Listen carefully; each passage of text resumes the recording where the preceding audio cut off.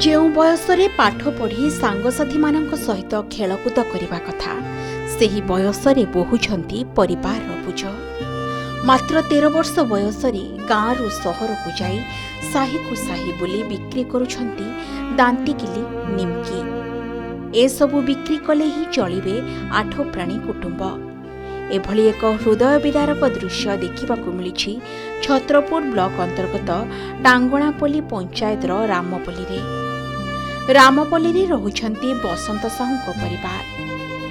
ବସନ୍ତ ସାହୁ ଶ୍ୱାସ ରୋଗରେ ପୀଡ଼ିତ ଥିବାବେଳେ ଘରେ ଅଛନ୍ତି 85 ବର୍ଷର ରୋଗିଣା ମା ଆଉ 5 ପୁଅ ସହ ପତ୍ନୀ। ବସନ୍ତ ଘରେ ହିଁ ତେଜରାତି ଦୋକାନଟିଏ କରିଥିବା ବେଳେ ତାଙ୍କର ଶ୍ୱାସ ରୋଗ ହେବାରୁ ଦୋକାନ ବନ୍ଦ କରି ସେବେଠାରୁ ଘରେ ବସି ରହିଛନ୍ତି।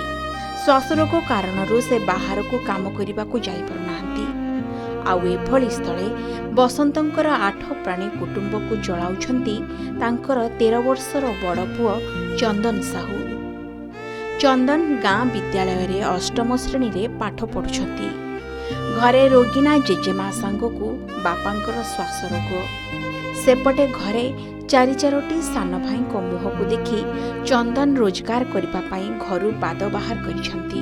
ପ୍ରତିଦିନ ଚନ୍ଦନଙ୍କର ମା ସୁଜ୍ଞାନୀ ଦାନ୍ତିକିଲି ନିମକି ଭଳି ବିଭିନ୍ନ ଖାଦ୍ୟ ସାମଗ୍ରୀ ପ୍ରସ୍ତୁତ କରି ଚନ୍ଦନକୁ ଦେଇଥାନ୍ତି। ଚନ୍ଦନ ତାହାକୁ ଏକ ବ୍ୟାଗରେ ଧରି ବ୍ରହ୍ମପୁର ସହରର ବିଭିନ୍ନ ସାହିକୁ ସାହି ବୁଲି ବୁଲି ବିକ୍ରି କରିଥାନ୍ତି। କେଉଁଦିନ ସମସ୍ତ ସାମଗ୍ରୀ ବିକ୍ରି ହୋଇଯାଇଥାଏ ତ ଆଉ କେଉଁଦିନ ବିକ୍ରି ନ ହୋଇ ସେମିତି ଖାଦ୍ୟ ସାମଗ୍ରୀକୁ ଧରି ଘରକୁ ଫେରିଥାନ୍ତି।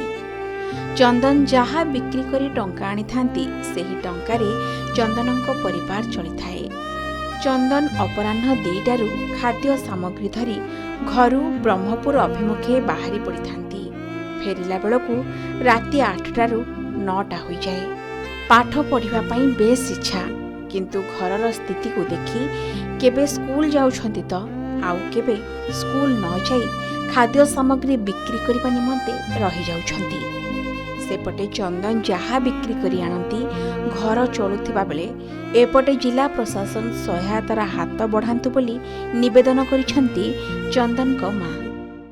ସାର୍, ମୋ ସ୍ୱାମୀଙ୍କ ଦେହ ଖରାପ, ମୋ ଶାଶୁଙ୍କ ଦେହ ଖରାପ, ସରକାର ସାହାଯ୍ୟ ଟିକେ କିଛି ମିଳିନି ସାର୍। ମିଳିଥିଲେ ଭଲ ହେଇଥାନ୍ତା, ମୋ ପିଲାମାନେ ପାଠ ପଢ଼ି ପାରିଥାନ୍ତେ।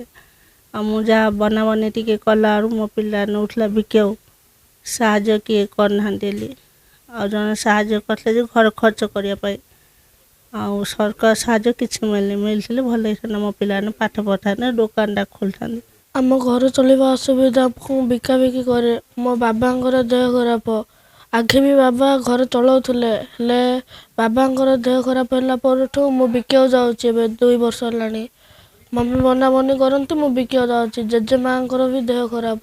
ଏବେ ଗୋଟେ ମାସେ ହେବ ଆସିଲେ, ତାଙ୍କେ ଆସିଛନ୍ତି ଘରକୁ। ମେଡ଼ିକାଲରେ ପର୍ଯ୍ୟନ୍ତ ଥିଲେ। ଆଉ ଆମ ପାଖରେ ଘର ଚଳିବାକୁ ବି ଅସୁବିଧା। ସରକାରୀ ସୁବିଧା କ'ଣ ମିଳିଥିଲେ ବି ହେଇଥାନ୍ତା। ଆଉ ଆସୁଛନ୍ତି, ସାହାଯ୍ୟ କରୁଛନ୍ତି, ଯିଏକି ସରକାରୀ ନାହିଁ ତାଙ୍କେ ବି ଦେଲେ କେତେ ଦେଇଦେବେ, ଏମିତି କମ୍ ଦେଉଛନ୍ତି। ହେଲେ ସରକାରୀ ସୁବିଧା କ'ଣ ଟିକେ ମିଳିଥିଲେ ଆମ ବି ଉପକୃତ ହେଇଥାନ୍ତୁ।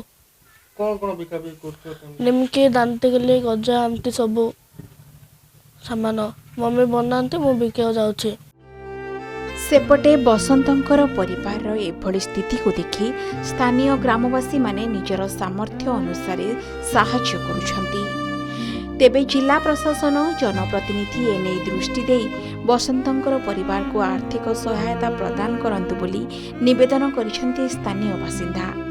ଅନ୍ୟପଟେ ଏନେଇ ଖବର ପାଇ ଛତ୍ରପୁରର ଅଗ୍ରଣୀ ସ୍ୱେଚ୍ଛାସେବୀ ଅନୁଷ୍ଠାନ ରାଧାଶ୍ୟାମ ଫାଉଣ୍ଡେସନ ଆଣ୍ଡ ଚାରିଟେବୁଲ ଟ୍ରଷ୍ଟର ସଭାପତି ଦେବାଶିଷ ମିଶ୍ର ତାଙ୍କ ଘରେ ପହଞ୍ଚି ଆର୍ଥିକ ସହାୟତା ପ୍ରଦାନ କରିଛନ୍ତି।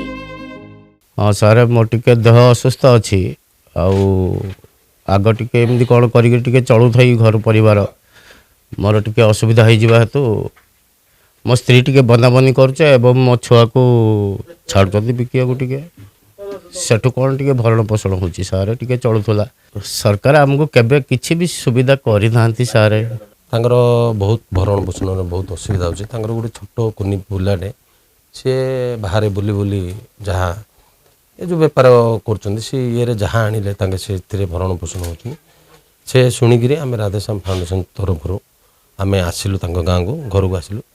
କିଛି ରାସନ ସାମଗ୍ରୀ ଆଉ କିଛି ଆର୍ଥିକ ସହାୟତା ଆମର ଶକ୍ତି ଅନୁସାରେ ଆମେ ଦେଲୁ। ମୁଁ ଖାଲି ଏତିକି କହୁଛି ପ୍ରଶାସନକୁ, ଖାଲି ଜଣାଉଛି ଆପଣଙ୍କ ମାଧ୍ୟମରେ, ଯଦି ସେମାନଙ୍କ ପରିବାରକୁ ଯଦି କିଛି ସରକାରଙ୍କ ତରଫରୁ ସହାୟତା ହେବ କି ଆମର ଯେପରି ଆମର ସଂଗଠନ ଯେଉଁମାନେ ଯେଉଁ ଅସହାୟମାନଙ୍କୁ ସାହାଯ୍ୟ କରୁଛନ୍ତି ସେମାନେ ଯଦି ଏ ପରିବାର ପ୍ରତି ଯଦି ଟିକେ ସାହାଯ୍ୟର ମନ ବଢ଼େଇବେ ବେଲେ ସେ ପରିବାର ଆଉ ସେ କୁନି କୁନି ପିଲା ଯାକ ସବୁ ଟିକେ ଉପକୃତ ହେବେ।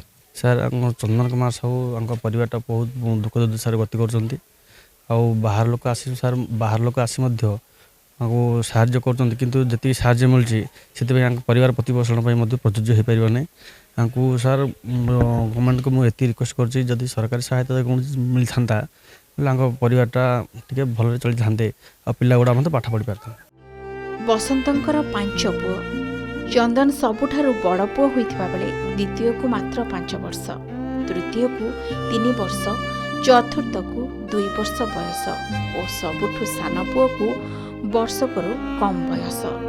ତେଣୁ ଯଦି ଏଭଳି ସ୍ଥିତିରେ କେହି ବଦାନ୍ୟ ବ୍ୟକ୍ତି କିମ୍ବା ଜିଲ୍ଲା ପ୍ରଶାସନ ସହାୟତା କରନ୍ତେ, ତେବେ ନିଜର ଚିକିତ୍ସା କରି ସୁସ୍ଥ ହେବା ପରେ ପୁଣି ଥରେ ନିଜ ଦୋକାନକୁ ଖୋଲି ବ୍ୟବସାୟ ଆରମ୍ଭ କରିପାରନ୍ତେ ବୋଲି କହିଛନ୍ତି ବସନ୍ତ। ଛତ୍ରପୁରରୁ ସନ୍ତୋଷ କୁମାର ସାହୁଙ୍କ ରିପୋର୍ଟ, କେ ନ୍ୟୁଜ୍ ଓଡ଼ିଶା।